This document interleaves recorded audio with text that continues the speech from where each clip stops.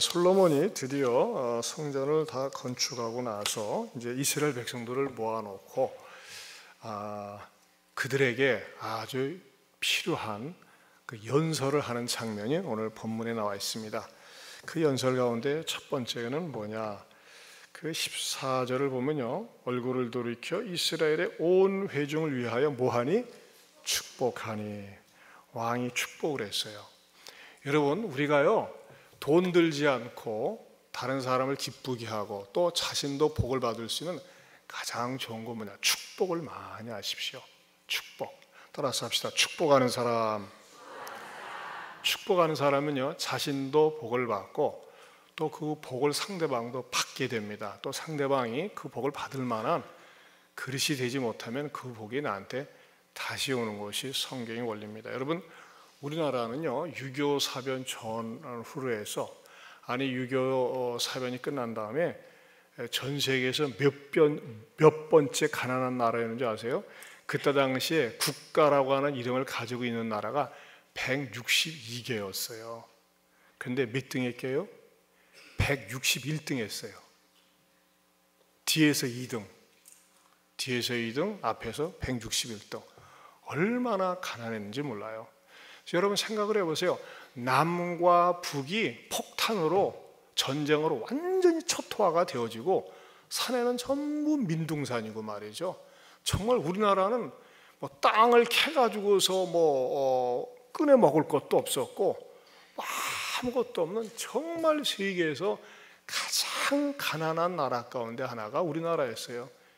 그거는 여러분들이 상식으로 알아야 돼요. 우리나라가 몇 번째로 가난한 나라였다고요? 161번째였어요. 그렇게 가난한 나라였어요.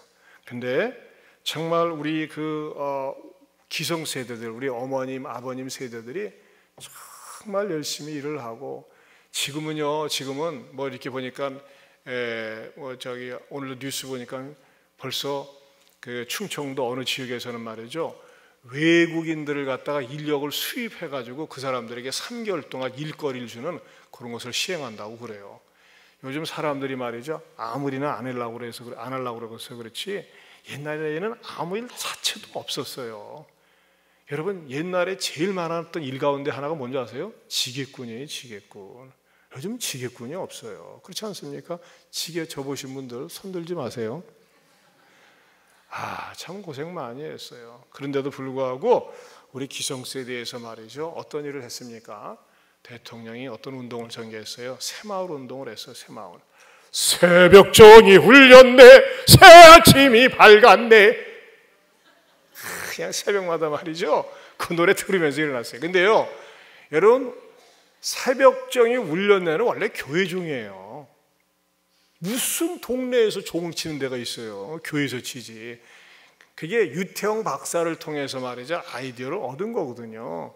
근데 교회종이 울렸네 하면 반감을 살까봐 새벽종이 울렸네.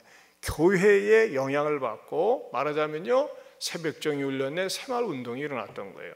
여러분, 그때 당시에 우리나라가 엄청 가난했지만은 영적으로는 굉장히 뜨겁고 부유했어요. 교회들마다 모이지 않는 곳이 없었고 항상 바글바글하고 말이죠, 정말 가득 차고 그랬어요. 근데 교회에서 뭐라 할게요? 하나님, 우리는 가진 거 없습니다. 내세울 것 없습니다. 하나님 도와주세요. 하나님 축복해 주세요 하면서 하늘을 향해서 하나님 앞에 기도하고 우리 민족을 축복했더니 이만큼 된 줄로 믿습니다. 그러고 교회가 축복의 통로예요. 더 나아가서는요, 여러분들이 어떻게 됩니까? 여러분이 가정을 축복하고 교회를 축복하고 축복이 입에 배고 몸에 뵐 수 있기를 축원합니다. 축복의 말, 긍정의 말이 얼마나 소중한지 몰라요. 제가 깜짝 놀란 거가 우연히 동영상을 하나 보게 되었는데, 불신자가 만든 동영상이에요. 불신자가 MBC에서 만든 동영상인데 내가 그걸 보고 어머나, 이런 일이 다 있구나, 세상 사람들이 그래서 인정하는구나 해서 제가 동영상 여러분을 위해서 하나 준비했습니다. 보겠습니다. 여러분은 오늘 어떤 말을 가장 많이 하셨나요? 매일같이 쉴 새 없이 말을 하는데 뭘 그런 것까지 신경 쓰느냐고요? 글쎄요, 과연 그럴까요? 무심코 내뱉은 말 한마디 속에 엄청난 비밀이 숨어 있습니다. 실험 다큐 말의 힘. 자, 이제부터 시작합니다.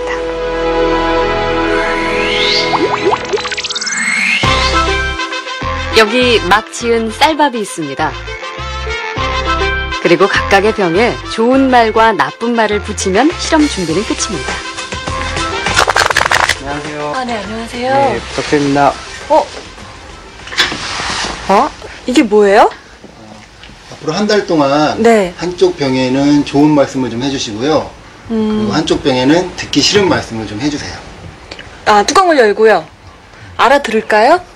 고맙습니다. 아, 예쁘다. 냄새 날 것 같아. 짜증나. 미워. 카메라 앞이라 그런지 짜증나도 너무 짜증 안 나게 얘기하시네요. 제대로 한번 짜증나게 할까요? 네, 짜증나. 어우, 짜증나. 아우, 힘들어요. 이런 말 못하는데. 아. 고맙습니다. 짜증나. 감사합니다. 짜증나. 아, 예쁘다. 아유, 짜증나. MBC 아나운서실과 일반 사무실 모두 5곳에 전달했는데요. 4주 후 과연 어떤 변화가 생길지 함께 기다려볼까요?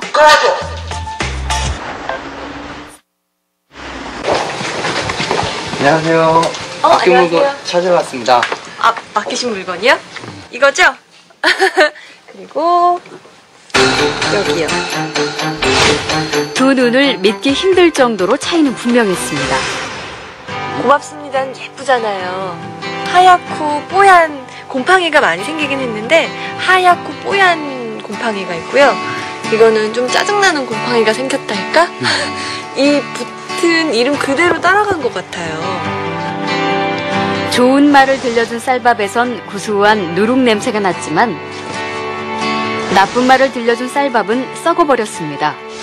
대체 어떻게 했길래 이런 차이가 난 걸까요? 사랑해 사랑해 너무 예쁘다 고맙습니다 다다다다다 쏘아붙고요. 그리고 나서 가끔 얘 보잖아요. 그럼 많은 얘기도 안 했어요. 너무 미워 짜증나 이렇게 하고 딱 놓거든요. 근데 저도 진짜 신기한 거예요. 차이가 이렇게 확연하게 보이니까.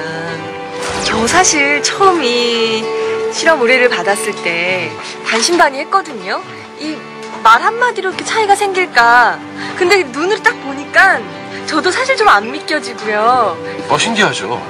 귀가 어디 달린 것도 아니고 여기 세반고리관이 들어가 있는 것도 아닌데 혹시 우리가 모르는 귀가 밥에 있나요? 3, 4일부터 이쪽이 막 변화가 되니까 좋은 말을 해야 되겠다라는 생각? 그다음에 사람들한테도 속상한 일 있거나 이랬을 때도 좋은 말을 많이 해서 이 사람들이 변화됐을 때도 이렇게 변화되지 않을까라는 생각도 해봤어요. 굉장히 좀 놀랐고요. 처음에 주셨을 때는 과연 될까라는 생각을 많이 했었는데요. 이제 이렇게 된 거 보니까 이쁜 말을 좀 많이 써야 되겠다는 생각이 듭니다.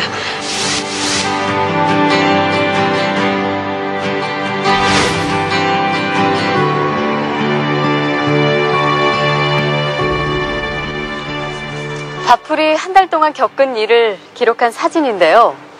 그 결과가 바로 여기 있습니다.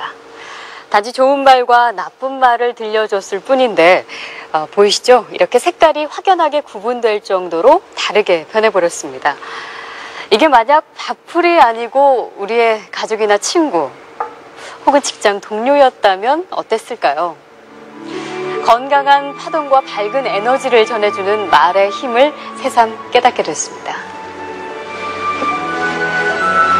우리의 말과 글을 아끼고 지키는 길. 그 시작은 배설하는 말이 아닌 배려하는 말, 또 어렵고 난해한 글이 아닌 쉽고 편한 글을 쓰려는 노력에서부터 출발한 건 어떨까요? 저부터 한번 실천해보죠. 여러분, 고맙습니다. 그리고 사랑합니다.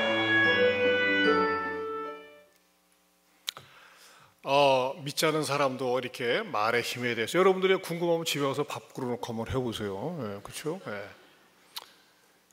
얼마나 이 방송국에서 치밀하게 했겠어요.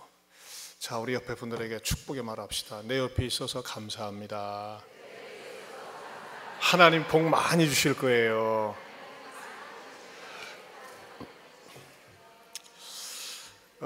이 세상에는 세 종류의 복의 말이 있어요. 하나는요, 마귀가 주는 복이 있어요. 마귀가 주는 복. 마귀도 복을 줘요. 마귀는 어떤 복을 줄까요? 마귀를 닮는 복을 줘요. 그러니까 우리가 그런 거 있잖아요. 어떤 사람들 행동하려면 꼭 하는 짓거리가 마귀 짓거리네. 어떻습니까? 마귀의 영향을 받아서 그래요. 마귀는 원망하고 불평하고 저주하고 악담하고, 그러면서 어떻게 합니까? 상처를 주고, 그리고 자기 자신을 파멸시키고 마침내 그 마귀가 들어가는 그 지옥불에 던짐을 받는다는 것이죠. 마귀가 주는 복이다라는 표현은 뭐한데, 마귀는 그렇게 사람들을 끌고 가는 거예요. 여러분, 절대 말이죠. 여러분들이 가정에서나 교회에서나 생활하면서 아유, 어쩌면 행동하는 게 꼭 마귀 짓만 하네, 이런 말 듣지 마시길 바랍니다. 이게 마귀가 주는 복이에요. 사람이 주는 복이 있어요. 사람, 인간적인, 너무나 인간적인, 마귀짓하고 가깝지는 않지만 너무나 인본주의적인 생각을 하는 경향이 있어요. 요즘은 말이죠, 사람들이 먹고 사는 게 조금 편해지고 그래서 그런지 요즘 텔레비전에 보면 성공한 사람들의 석세스 스토리, 뭐 어떤 이 인문학에 대한 강좌가 아무튼 뭐 항상 있는 것 같아요. 근데 그 결론은 뭡니까? 자기 개발, 자기 품성 개발, 인간성을 갖다가 개발하고 말이죠. 자꾸 인간을 높이는 거예요. 인간. 그게 인간이 주는 복이거든요. 근데 그 마침내 그 인간을 세우면 어떻게 될까요? 인본적인 바벨탑이 되는 거예요. 그것도 언젠가 무너지게 되어 있습니다. 그렇다면 어떤 복이 가장 좋은 복일까요? 하나님이 주는 복입니다. 믿습니까? 하나님이 주는 복은 온 우주 만물을 창조하신 창조주가 주는 복이에요. 여러분들이 말이죠, 자녀들에게나 만나는 사람들에게 하나님이 복 주시길 원합니다 하면서 말이죠, 하나님의 복을 빌어주세요. 우리 룻기서를 잠깐 보겠습니다. 룻기 2장 1절에서 4절을 보면요, 403페이지 보겠습니다. 구약성경 403페이지, 열왕기상 앞쪽에 있죠. 사사기 다음에 룻기가 있습니다. 룻기 2장 1절에서 4절 말씀. 룻기 2장 1절에서 4절, 403페이지입니다. 우리 같이 읽겠습니다. 나오미의 남편 엘리멜렉의 친족으로 유력한 자가 있으니 그의 이름은 보아스더라. 모압 여인 룻이 나오미에게 이르되 말하오건대 내가 밭으로 가서 내가 누구에게 은혜를 입으면 그를 따라서 이삭을 주겠나이다 하니 나오미가 그에게 이르되 내 따라 갈지어다 하며 룻이 가서 베는 자를 따라 밭에서 이삭을 줍는데 우연히 엘리멜렉의 친족 보아스에게 속한 밭에 이르렀더라. 마침 보아스가 베들레헴으로부터 베는 자들에게 이르되 여호와께서 너희와 함께 하시기를 원하노라 하니 그들이 대답하되 여호와께서 당신에게 복 주시기를 원하나이다 하니라. 아멘. 자, 우리가 오늘 이 룻기를, 이 본문을 제가 이제 룻기 강의한 적도 있습니다만 이 본문을 보면요, 굉장히 참 그 낭만적이고 아주 아름다운 그 들녘, 추수 끝난 다음에 풍경이 연상이 돼요. 하지만요, 현실적으로는요, 배고픈 사람들이 자기 논도 없고 자기 밭도 없어가지고 자기가 경작에서 얻을 수 있는, 추수에서 얻을 수 있는 그런 논 한 떼기가 없는 사람들의 모습이에요. 그 가운데서도 룻은 어떻게 되는 거죠? 누가 이렇게 벼 자락을 베고 난 다음에 떨어진 이삭을 주스러 가겠다는 거예요. 자, 그런 아주 어떻게 생각하면 굉장히 처량하고 불쌍한 상황입니다. 그런데 이 룻은 말이죠, 룻은 서글프게 자기 신세를 한탄하지 않고 어떻게 합니까? 즐거운 마음으로 그 논에 가서 이삭을 죽겠다고 하는 것이죠. 그런데 마침 그 논에 말이죠, 논 주인인 보아스가 등장을 합니다. 보아스가 등장을 하면서 그 벼를 베는 사람들에게 축복을 하는데 어떻게 축복을 합니까? 4절에 나와 있죠. 4절 시작. 마침 보아스가 베들레헴에서부터 와서 베는 자에게 이르되 여호와께서 너희와 함께 하시기를 원하노라 하니 그들이 대답하되 여호와께서 당신에게 복 주시기를 원하나이다 하니라. 자, 얼마나 멋있는 복입니까? 자, 이 4절 인사들을 한번 해볼까요? 하나님께서 여러분과 함께 하시기를 원합니다. 아니, 성경대로는 하나님께서 당신에게 뭐 주시기를? 복 주시기를 원하나이다. 사실 같은 말이죠. 하나님은 함께 계셔야 복을 주는 거니까. 이렇게 하나님이 복 주시기를 원하는 마음을 가지고 구약시대의 성도들이 살았고, 찢어지게 가난한 가운데서도 하나님이 복 주시기를 원한다. 여러분, 아무리 가난하고 어렵고 사는 것이 힘이 겨워도 하나님이 복 주시기로 딱 작정을 하면은 반드시 그 복의 주인공이 될 줄로 믿습니다. 그런 의미에서 여러분, 솔로몬은 말이죠, 그 예루살렘 성전을 완공하나서 백성들에게 축복을 했다 그랬어요. 우리도 말이죠, 저나 여러분들이 항상 어떤 모임이나 사람들을 만날 때 항상 복을 빌고 복을 얘기하는, 특별히 하나님이 복 주시기를 원합니다. 그렇게 이야기하고 또 선언하고 고백할 수 있기를 축원합니다. 한번 따라서 해봅시다. 하나님, 우리나라를 복 주시옵소서. 그렇죠? 우리나라는 복된 나라가 될 줄로 믿습니다. 또 다시 한번 따라서 할까요? 하나님, 예안교회를 복 주시옵소서. 아멘입니까? 우리 옆에 분들에게 또 다시 반복해서 우리 집사님이 큰 복을 받을 줄로 믿어요. 이렇게 인사하세요. 그렇죠? 네. 자꾸 이렇게 복을 비는 습관은 굉장히 좋은 복이에요. 이 복은요, 어떤 기복적인 복이 아니에요. 하나님의 주권 속에서 하나님이 복 주시기를 원한다. 여러분, 하나님의 복을 갈망하고 사모하고 기도하는 그 민족이나 개인들은 말이죠, 마침내 그 복을 받지 않은 사람이 없어요. 북한에는 누가 복을 준다고 그래요? 김일성이가 준다고 그러잖아요. 김정일이가 준다고 그러잖아요. 그러나 그 사람들이 복을 준다고 하는데 어떻게 돼요? 갈수록 얼마나 어렵습니까? 저는 저와 여러분들이 하나님 앞에 나와서 기도할 때마다 우리 조국을 축복하고 교회를 축복하고 여러분 자신들을 위해서 축복할 때 그 축복이 임하리라 믿습니다. 여러분, 기도를 어렵게 생각하지 마세요. 수요일이나 금요일이나 주일날 일찍 와서 말이죠, 또 어떤 분들이 앉아가지고 뭐 담소도 나누고 그러는데, 여러분들 말이죠, 떠오르는 사람들 한 문장으로라도 하나님 어느 집사님에게도 누구에게도 큰 복을 주세요. 복 가운데 제일 좋은 복은 뭘까요? 믿음의 복을 주세요. 믿음의 복 받기를 위해서 기도하세요. 그러면요, 눈만 감으면 얼마나 이 복을 빌 사람들이 많은지 몰라요. 근데 때로는 어떤 분들은 보면 별로 안 해. 잡담하고 그래요. 그러지 마세요.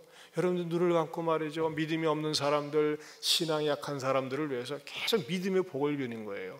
하나님 큰 믿음을 주시고 믿음의 복이 되게 하여 주시옵소서. 아직 저 사람이 믿음이 없습니다. 누가 믿음이 없습니다. 믿음이 연약합니다. 믿음이 병들었습니다.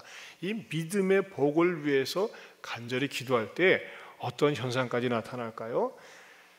나에게도 더 큰 믿음이 생긴다는 겁니다. 왜? 내가 믿음의 복을 주기 때문에. 그렇게 하나님 앞에 믿음의 복을 주고 받고 나누는 사람들 될 수 있기를 축원합니다. 이 솔로몬이 백성들을 향해서 그렇게 축복을 했고, 또 오늘 본문을 통해서 살필 수 있는 것은요, 우리 하나님께서 솔로몬을 통해서 무슨 얘기를 하느냐, 선택되어지는 복에 대해서 말씀을 하고 있다고 하는 것입니다. 16절을 보겠습니다. 16절을 다시 봅니다. 내가 내 백성 이스라엘을 애굽에서 인도하여 낸 날부터 내 이름을 둘 만한 집을 건축하기 위하여 이스라엘 모든 지파 가운데서 아무 성읍도 택하지 아니하고 다만 다윗을 택하여 내 백성 이스라엘을 다스리게 하였노라 하신지라. 거기다 줄을 치세요. 다만 다윗을 택하여. 하나님께서 말이죠, 성전을 세우시려고 하는데 어떤 지파에서도 어떤 성읍에서도 택한 것이 아니라 사람을 택해서 그 사람을 중심으로 해서 하나님께서 세우길 원했다고 하는 것입니다. 여러분, 이방 종교와 이단은요, 어떤 장소를 굉장히 그것을 우상처럼 받듭니다. 뭐 얼마 전에도 뭐 지난달에도 그랬잖아요. 그 사우디의 메카에서 수백 명이 그냥 압사해서 죽었잖아요. 뭐 하다가 돌 기둥에 돌을 던지면서 말이죠, 마귀를 쫓는다. 참 웃겨요. 돌 기둥에다 돌을 던져가지고서 이렇게 돌에 맞으면은 난 이해가 안 가는 거야. 만약에 마귀가 돌 맞으면 가만히 있겠어? 승질 나가지고? 야, 이 새끼야, 왜 때려? 왜 돌 던져가지고 오히려 마귀가 후려치지. 그 말도 되지 않는데 말이죠. 마귀의 돌 기둥에 가지고 돌을 던져가지고. 그러니까 내가 볼 적에 마귀가 승질 나니까는 그냥 그 사람들한테 전부 치여가지고 사람한테 맞아 죽은 것 같아요. 얼마나 어리석은 종교의 모습인지 몰라요. 어떤 한 장소를 갖다가 희미하게 구별해가지고 강조하는 거가 그게 바로 이단과 잘못된 종교들의 특성이에요. 그러나 기독교는 어떤 한 장소를 거룩하게 하기보다는 사람을 소중히 여깁니다. 오늘 성경에도 그렇게 말씀하고 있잖아요. 다만 뭐라고 말씀하고 있어요? 다윗을 택하여. 그럼 여러분 궁금하지 않습니까? 도대체 다윗이 뭔데 하나님은 그렇게 다윗을 택했는가? 유일하게 성경에서 다윗을 보니 내 마음에 합한 자라 그랬어요.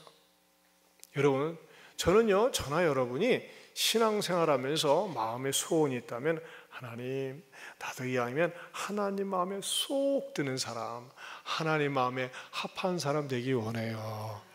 이런 소원을 가질 수 있기를 바랍니다. 여러분, 다윗, 우리는 참 다윗에 대해서 늘 들어서 알고 있어요. 다윗은 말이죠, 자기의 형제들 가운데 몇째였어요? 막내 아들 8째였어요. 8째. 근데 말이죠, 아버지 이세가 3세가 아니에요. 1세가 아니에요. 2세요. 2세. 2세가요, 심부름, 굳은 일, 또 만만한 일은 전부 다 막둥이 다윗한테 맡겼어요. 막둥이 다윗한테. 근데 다윗은 말이죠, 어떤 게 강했을까요? 책임감이 아주 강했어요. 이 성경을 가만히 연구해 보면요, 하나님은 책임감이 강한 사람들을 유달리 좋아하고 사랑하시더라고요. 그래서 지극히 작은 일에 충성하는 사람을 굉장히 좋아하시더라고요. 다윗은 말이죠, 그 양떼들을 돌보는데도 책임감이 강했는데 그뿐만이 아니었어요. 이스라엘과 블레셋 사이에 전쟁이 일어났을 때에 8명의 아들들 가운데서 첫째 형, 둘째 형, 셋째 형이 다 징집을 받아가지고 군대로 갔어요. 그럼 자, 8명 가운데 3명이 군에 징집받아가 갔으니까 몇 명 남았어요? 잘 모르겠어요. 8명 빼기 3명 빼기 8명에서 3명 빼면 몇 명이에요? 5명이요. 요즘 말이지 이런 산수도 너무나 신경 쓰는 게 많아가지고 잘 안 되시는 것 같아요. 5명이 남았어요. 그런데 말이죠, 아버지 이세가 우리나라가 전쟁이 났는데 그 큰아들, 둘째 아들, 셋째 아들이 블레셋과 대치 중인데, 야, 가서 위문품 좀 전해줘라. 그래서 먹을 것을 가지고 가는데, 저는 궁금한 게 그거예요. 첫째, 둘째, 셋째가 갔고, 넷째, 다섯째, 여섯째, 일곱째는 말이죠, 다윗까지 합쳐서는요, 군대의 징직 대상자가 안 되었기 때문에 안 간 거거든요. 나머지는 갔다 니들은 집에서 일이나 봐. 그러면서 말이죠, 나머지는 안 불렀어요. 그런데 첫째, 둘째, 셋째 아들들이 군대에 가서 군 복무 중일 때 그 세 아들들에게 위문품을, 먹을 것을, 간식을 가지고 가는 것은 몇째한테 시켰어요? 막내한테 시켰어요. 여러분, 분명히 넷째도 있어요. 그렇죠? 넷째는 나이가 더 먹었어. 근데 넷째 안 시켰어요. 다섯째 시켰어요? 안 시켰어요? 안 시켰어요. 일곱째는요? 안 시켰어요. 몇 명을 빼고 다윗이 들어갔어요? 여러분들이 계산만 나오면 아주 얼굴이 힘들어하는 것 같아요. 네, 참 얼마나 삶이 힘드세요. 그렇죠? 넷째, 다섯째, 여섯째, 일곱째 4명을 빼고 어때요? 막내한테 시켰어요. 여러분 그 사건을 어떻게 생각을 하세요? 아버지 이세가 형제들을 쭉 보니까요, 책임감 있게 형들 면회 가다가 빼먹고 땡땡이 치지 않고 책임감 있게 할 수 있는 자식은 넷째, 다섯째, 여섯째, 일곱째가 아니라 여덟째라 이거예요. 그러니까 막힌 거 아니겠어요? 우리 다윗은 비록 나이는 어리지만은 쬐끄맣지만은 저 녀석은 믿을만해. 그래가지고 개나리 보찜을 짊어지게 해가지고 말이죠, 가도록 한 거 아니겠어요? 이 다윗은 말이죠, 가정에서나 직장이라고 하는 건 뭐예요? 양떼 지키는 게 직장이에요. 또 심부름할 때라든지 보면요, 굉장히 책임감이 강했어요. 저는요, 하나님한테 사랑받고 인정받는 비결 가운데 하나는 책임감이 강한 거예요. 그렇다면 여러분 스스로에게 한번 물어보세요. 나는 과연 책임감이 강할까?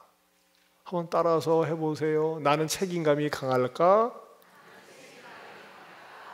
한번 물어보세요. 하나님은요, 책임감이 강한 사람들을 갖다가 굉장히 귀하게 보시더라고요. 이 책임감이 강한 사람들이 또 어떻게 합니까?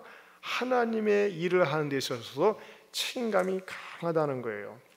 특별히 다윗이 전쟁터에 딱 나가보니까요, 골리앗 장군이 하나님의 이름을 모독하는 것을 볼 때에 견딜 수가 없었잖아요. 내가 저 하나님의 이름을 내가 지켜드려야지, 내가 책임져야지, 그러한 마음으로 골리앗과 맞짱 뜨지 않았습니까? 목숨을 내걸고 맞짱을 떴어요. 이렇게 말이죠, 다윗은 자기 개인의 삶과 가정의 삶과 신앙생활에 있어서도 굉장히 책임감이 강했어요. 참 어떤 분들은요, 정말 조는데도 책임감이 강해. 집에서도 철저하게 잘 주무시고 예배당에 와서도 말이죠, 처음부터 앉자마자 아주 책임감 있게 잘 자요. 참 대단하세요. 근데요, 제가 볼 적에 이게 습관일 수도 있고, 또 너무나 일 속에 종일 일하시다가 지쳐가지고 피곤해가지고 그럴 수도 있는데, 어찌됐든지 간에 예배 시간에 책임감 있게 조는 것은 조금 거시기 합니다. 주무세요. 맞아, 주무신 김에. 자, 솔로몬이 백성들을 놓고서 축복을 하는 가운데에서 하나님이 성전을 세우는데 어느 지파, 어느 고울이 아니라 사람을 택했다고 그랬어요. 근데 그 사람은 어떤 사람이라고 그랬어요? 책임감이 강한 사람이었어요. 그 다음에 두 번째는 무엇을 보셨느냐? 마음을 보셨다는 겁니다. 17절, 18절을 보겠습니다. 17절, 18절 같이 봅니다. 내 아버지 다윗이 이스라엘 하나님 여호와의 이름을 위하여 무슨 마음? 성전을 건축할 마음이 있었더니, 거기다가 줄을 치세요. 성전을 건축할 마음이 있었더니. 또 18절을 다시 읽어보겠습니다. 시작. 여호와께서 내 아버지 다윗에게 이르시되 내가 내 이름을 위하여 성전을 건축할 마음이 있으니 이 마음이 내게 있는 것이 좋도다. 뭐예요? 거기다가도 또 줄을 치세요. 성전을 건축할 마음. 또 이 마음이 내게 있는 것이 좋도다. 즉 우리 하나님께서는요, 다윗의 마음을 보니까는 하나님을 얼마나 좋아하고 사랑하는지 하나님의 이름을 마음껏 드높일 수 있는 성전을 짓고자 하는 마음을 가졌어요. 그리고요, 전쟁터에 나가서 전쟁을 하면서 그 탈취물을 얻을 때마다 아이고 가만히 있어봐, 이거는 성전 짓는데 어디다 써야겠다, 또 요것을 빼앗으면 요것도 어디다 써야겠다 하면서 말이죠, 참 더 모아놓고 저축하고 그랬어요. 자기 자신을 위해서는 하나도 쓰지 않고 하나님의 성전을 짓는데 모아야 되겠다고 하면서 좀 더 모아놨어요. 사실 솔로몬은 성전을 건축하는데 자기 것으로 드린 건 없어요. 전부 아버지 것으로 했거든요. 그리고 또 어떤 마음을 가지고 있었습니까? 하나님의 성전을 지으려고 하는 그런 마음을 가지고 있는 것에 대해서도 하나님도 그 마음에 감동을 받았어요. 야, 네 마음 되게 이쁘구나, 이렇게까지 인정을 해 주셨다고 하는 것입니다. 여러분, 한번 여러분의 자신의 마음을 한번 살펴보세요. 이렇게 보세요. 내가 하나님이라면 하나님이 내 마음을 살필 때, 이야, 너는 참 마음보가 이쁘다. 마음보가 이쁘다. 어때? 그렇게 이렇게 점수 매겨줄 수 있겠어요? 어떤 사람 보면 참 마음씨가 착한 사람이 있어요. 그렇죠? 어떤 사람은 마음보가 쌓아나온 사람이 있어요. 마음이 무서운 사람이 있어요. 마음이 이뻐야 돼. 그래서 노래도 있잖아요. 얼굴만 이쁘다고 여자냐, 마음이 이뻐야 여자지. 그 다음부터 몰라요. 여러분, 사람도 마음이 이뻐야 돼. 마음이. 근데 어떤 사람은요 잘생겼는데 마음은 아주 싸나운 사람이 있어요. 또 어떤 사람은요 그렇게 잘생기지 않았어요. 얼굴이 굉장히 민주적으로 생겼어요. 골고루. 그냥 마음이 정말 이쁜 사람이 있어요. 마음이 이뻐야 돼. 마음. 하나님이 볼 때도 마음이 이뻐야 돼. 근데 다윗은 이쁜 마음을 가졌어요. 근데요, 저는요 제 마음을 확 당긴 사건이 있어요. 야, 이건 기가 막히게 정말 다윗의 마음이 대단하다. 그 뭐냐, 보세요. 18절에 여호와께서 내 아버지 다윗에게 이르시되 내가 내 이름을 위하여 성전을 건축할 마음이 있으니 이 마음이 내게 있는 것이 뭐하다? 좋다. 하나님이 점수까지 매겨버렸어요. 야, 100점 100점. 그런데 보세요, 19절에 문제가 생겨요. 19절 같이 봅니다. 시작. 그러나 너는 성전을 건축하지 못할 것이요 내 몸에서 낳을 내 아들 그가 내 이름을 성전을 건축하리라 하시더니. 자, 여기서 말이죠, 다윗이 낙심되는 사건이 생기는 거예요. 그러나 너는 그 성전을 건축하지 못한다. 아니, 왜요 하나님? 여러분, 다윗이 말이죠 재산을 모으고 전쟁터에 가서 노획물을 모을 때마다 이 하나님 성전 드는 데 써야지, 뭐하는 데 써야지 하면서 얼마나 기쁨으로 모았겠어요. 그리고 하나님도 그 마음이 좋다고 그랬어요. 이쁘다고 그랬어요. 아, 근데 하나님이 성전 건축하지 못한대요. 거절을 당했어요. 그 뭐예요? 다른 성경에 보면요 뭐라고 표현하고 있어요? 너는 피를 많이 흘렸다. 그러면요, 내가 다윗이라면 이렇게 따질까? 하나님, 내가 전쟁터에서 나가서 싸운 게 나 위해서 싸웠습니까? 하나님 위해서 싸웠어요. 골리앗하고 맞짱 뜰 때도요 이 다윗의 이름을 위하여 가노라 아니었어요. 여호와의 이름이었어요. 다윗은 항상 하나님의 이름, 하나님의 영광이었어요. 하나님, 내가 하나님의 영광을 위해서 싸웠고 하나님의 이름을 위해서 했는데 내가 뭐 잘못했다고? 뭐 잘못했다고? 아, 나 좀 하나님 좀 세워주시지. 내가 이렇게 뭐 하는 거 가지고 그래 다윗아 고생 많이 했다, 수고 많이 했다 하면서 말이죠, 제가 좀 성전을 좀 짓게 해주시지 왜 짓지 말라고 하세요 하면서 말이죠, 다윗이 떼굴 울면서 시험이 들어가지고 그때부터 교회 안 나오더라. 그게 아니라니까요. 네 마음은 이뻐. 근데 짓지 마. 그럼 이럴 수 있잖아요. 하나님, 약 주고 병 주는 거예요. 병 주고 약 주는 거예요. 차라리 뭐라고 하지 말지를 뭐라고 하지 말든지 하시지. 열심히 허벌나게 말이지 모아놨는데 이제 성전 짓지 말라고 하니 너무나 서운해요. 그렇잖아요. 얼마나 마음이 낙심되겠어요. 그러지 않습니까? 저는요 여기서 정말 우리의 삶 가운데 주는 영적인 진리가 있어요. 우리가 기도하면서 말이죠, 하나님 나 뭐 되고 싶어요, 뭐 하고 싶어요 하면서 열심히 있대요. 장로 되고 싶어요, 안수 집사 되고 싶어요, 권사 되고 싶어요, 하나님 앞에 충성하고 싶어요. 근데 안 됐어. 하나님 왜 이러시는 거예요? 나를 시켜주면 제가 하나님을 위해서 쓰임받을 텐데. 싫어 하나님! 그게 안 나가. 어떤 사람은요 안 됐다고 말이죠, 11조도 안 해! 협박하는 사람이 있어요. 신앙생활하다가 마음에 안 들면요 11조를 안 해버려. 그럼 하나님이 아유야 네가 11조 안 하니까 내가 배고파 죽겠다. 그럴 것 같아요. 에이그 이놈아 아직 멀었구나. 여러분, 나는 하나님을 위해서 살아왔어요. 하나님을 위해서 열심히 뛰었어요. 하나님을 위해서 모았어요. 다윗이 그랬어요. 근데 하나님 너는 아니래. 그런데 다윗은 시험에 들지 않았어요. 어떻게 했어요? 네, 하나님 알았습니다.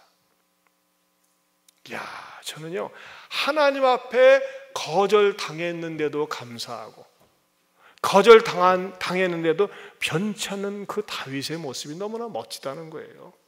우리는요 응답되어야지만이 좋아하고 합격해야지만이 좋아하고 승진해야지만이 좋아하고 내가 원하는 것이 이루어져야지만이 좋아해요. 그건 내가 원하는 거잖아요. 근데 하나님은요, 하나님의 방식은 내가 지금 당장 이루기를 원치 않고 목표 달성하기를 원치 않고 하나님께서 이렇게 딜레이 시키는 경우가 있어요. 미루는 경우가 있어요. 그건 뭐예요? 그게 바로 하나님의 섭리요, 하나님의 주권입니다. 믿습니까? 하나님의 주권과 섭리를 받아들일 줄 알아야 돼요. 다윗에 볼 때 말이죠, 하나님께서 말이죠 18절에 보세요. 내 이름을 위하여, 내가 내 이름을 위하여 성전을 건축할 마음이 있으니 이 마음이 내게 있는 게 너무 좋다 그랬어요. 내게 있는 게 좋다 그랬어요. 근데 뭐예요? 19절에 그러나 얼마나 찬물을 끼얹습니까? 나 성전 건축하지 마. 그런데도 불구하고 다윗은 어떻게 합니까? 삐치거나 섭섭해하거나 원망하지 않고 알았어요. 하나님 순종할게요. 이게 다윗의 마음이었어요. 사랑하는 성도 여러분, 이 마음은 어떤 마음이에요? 범사에 감사하는 마음이에요. 좋은 일이나 나쁜 일이나 항상 감사하는 태도와 마음, 그런 마음을 늘 가질 수 있기를 축원합니다. 축원합니다. 또한 솔로몬은 뭘 얘기하고 있어요? 자, 우리 20절, 21절을 보겠습니다. 시작. 이제 여호와께서 말씀하신 대로 이루시도다. 내가 여호와께서 말씀하신 대로 내 아버지 다윗을 이뤄서 일어나 이스라엘 왕이 앉고 이스라엘의 하나님 여호와 이름을 위하여 성전을 건축하고. 보세요. 20절 상반절에 보면 이제 여호와께서 말씀하신 대로 이루시도다. 누굴 통해서요? 솔로몬을 통해서 이루신 거예요. 뭡니까? 사명이 완수된 것을 선포하고 있잖아요. 사명. 자, 다윗은 말이죠 성전을 건축하라고 솔로몬에게 명령을 했고 하나님은 허락을 하셨어요. 근데 그 사명은 누가 감당했어요? 솔로몬이 감당했어요. 때로는요 부모가 이것을 하길 원하고 저것을 하기 원하는데 그 부모의 명령을 받아들이지 않고 거부하는 자식들도 많이 있잖아요. 근데 솔로몬은요 다윗의 명령을 그대로 받아들이고 수행을 했어요. 여러분, 이 세상에는요 두 종류의 사람이 있어요. 사명감 속에서 사는 사람이 있고 사명감 없이 사는 사람이 있어요. 이 땅에 왜 사는지, 무엇 때문에 사는지, 무엇을 위해서 살아야 되는지에 대해서 분명한 목표가 있는 사람, 사명자예요. 그럼 왜 사는 거지? 무엇 때문에 사는 것이지? 그걸 모르는 사람은 사명이 없이 사는 거예요. 저는요 성령님께서 우리들의 마음속에 하나님이 이 땅에 나를 왜 보내셨는지, 무엇을 위해서 어떻게 살아야 되는지를 늘 깨닫게 해주시기를 바랍니다.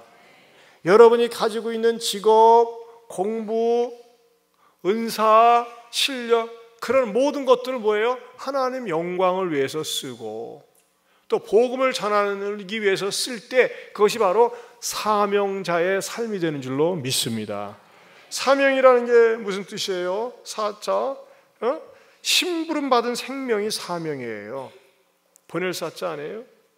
명할 명자, 심부름 받은 생명이에요. 심부름 받은 생명이에요. 여러분, 우리는 심부름을 하나님으로부터 받아가지고 나왔어요. 어떤 심부름입니까? 세상을 구원하는. 여러분, 다음 주 금요일날, 토요일날 뭐를 합니까? 바자회예요. 바자회에서 우리가 돈 많이 벌어가지고 잘 먹고 잘 살려고? 아니에요. 그 바자회의 목적은 다른 사람을 섬기기 위해서, 말레이시아 산지족을 섬기기 위한 바자회예요. 여러분들 정말 이 일에 많은 사람들을 초청하시고 대접을 하시면서 말이죠 참여하세요. 이것은 바로 선교하는 일이에요. 이것이 하나님이 기뻐하시는 일이에요. 하나님이 굉장히 좋아하시는 일이에요. 사랑하는 성도 여러분, 우리가 하나님 앞에 나와서 신앙생활하면서 우리 믿음이 커가고 우리 입술에서는 말이죠 늘 다른 사람들을 축복하고 마음씨를 곱게 먹고, 때로는 내 기도가 응답되지 않았지만은 하나님이 더 좋은 거 주기 위해서 내 식대로 응답하지 않았다고 인정하고 받아들이고, 무엇보다도 변함없이 책임감을 가지고 사는 저와 여러분들 되시기를 축원합니다.